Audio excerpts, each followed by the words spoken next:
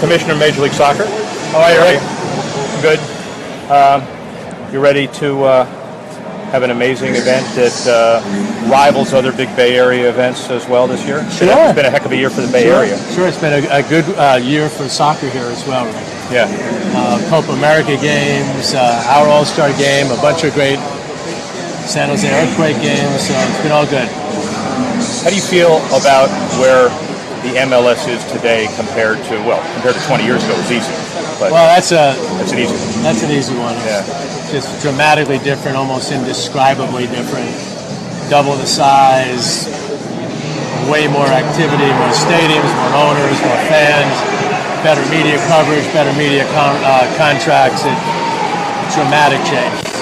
The original conversations a few years ago, 24 teams by 2020. Now we're talking about 4 more.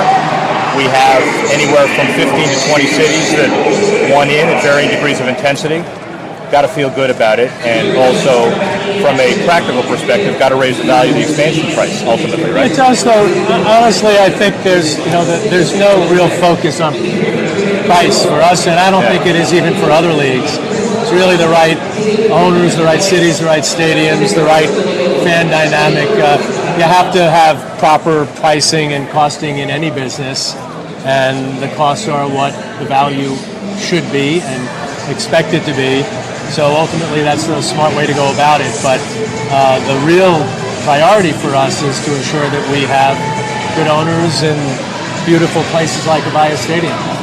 And the other piece of this is you effectively are a seller's market, and you come into a perspective of a lot more cities and communities wanting your brand of soccer than 5-10 years ago.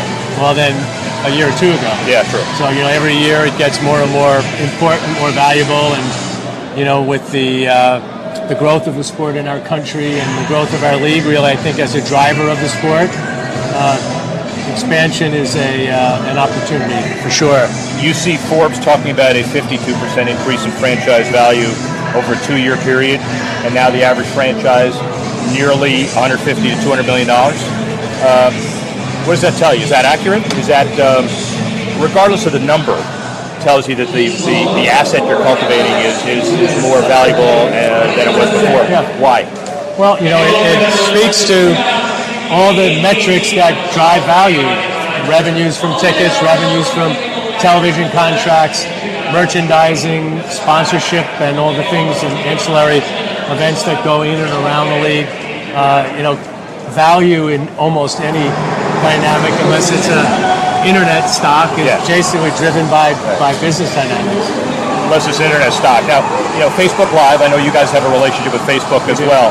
And I usually rebel against any media that my 22-year-old daughter knows more about than I do. But in this case, we're doing pretty well as far as Facebook and globally, et cetera. It makes us feel somehow inadequate to deal with the whole world of social media. Yeah.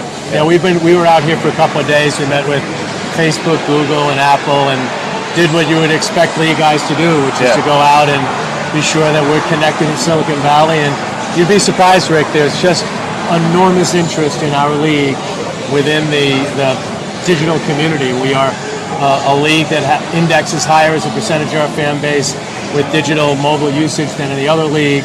We have been embedded in the digital community since the league started. So it's good to be here out in the Bay Area where that's so important. World Cup 2 years ago, Women's World Cup, and tremendous numbers for the final against Japan. This year's Olympics, though no American team. Copa America. No American men's team. No, women. No American men's team. Very sorry. Very important. Copa America, Premier League, all of those are building blocks. Any one more important than any other? How do you capitalize on all of them? Well, it's a good question. I think, what our product is, it starts with MLS, our players, our fans, our stadiums, our media partners. But we're trying to build a soccer nation and a soccer continent in North America. And in order to do that, you have to have things like Copa America, and you have to have great World Cup clubs and nations competing. All the things that go into growing the sport, raising the water level. We got the most boats on that rising tide. So we're very focused on getting more people to just love the game. Does the commissioner look better than I do? Because I just want to make sure that we're okay. We're good. FIFA issues, transparency, things seem to be changing. We don't have to get into the legal issues. Are you more comfortable with where that is than you were a year ago? Very much so. For sure. They went through some real trauma, and there's been internal change. There's been external pressure to force that internal change, and we got a new president. FIFA, we have a new president. CONCACAF here in this region.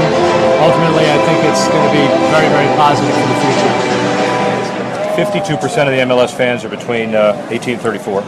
Your average age is 35. Young and a good base to build on. How do you continue that? You continue to engage with the community that's coming into the game. That's very young. That's very millennial. But underneath them is a whole new generation of people who are growing up with the game even more so than their older brothers or their young parents have. So, there's a lot of wind in our sails demographically, and there's a lot of wind in our sails in terms of all the great things that are going on socially in our country that are going to empower us, I think, to be even bigger and better in the years to come. If you were commissioner for a day and could wave you are. What's the one thing globally, not with your league, but what's the one thing in global soccer you would like to most change or affect? Well, I don't even, honestly, Rick, there is no one thing. I think that if I had to sit back and say, if I were king, what would I like to see differently? I'd like to see the game modernized, the way decisions are made. We are part of a global enterprise, FIFA, and rules-wise, there's a group in Scotland that determines the rules of the game for the world. And I think many people think that because it is such a global game, everything needs to be the same. And I just don't believe that to be true. In America, we're a very tech-oriented society. I want to have microphones in the field. I want to have GoPro cameras on the referees. I want to show replay and have video review.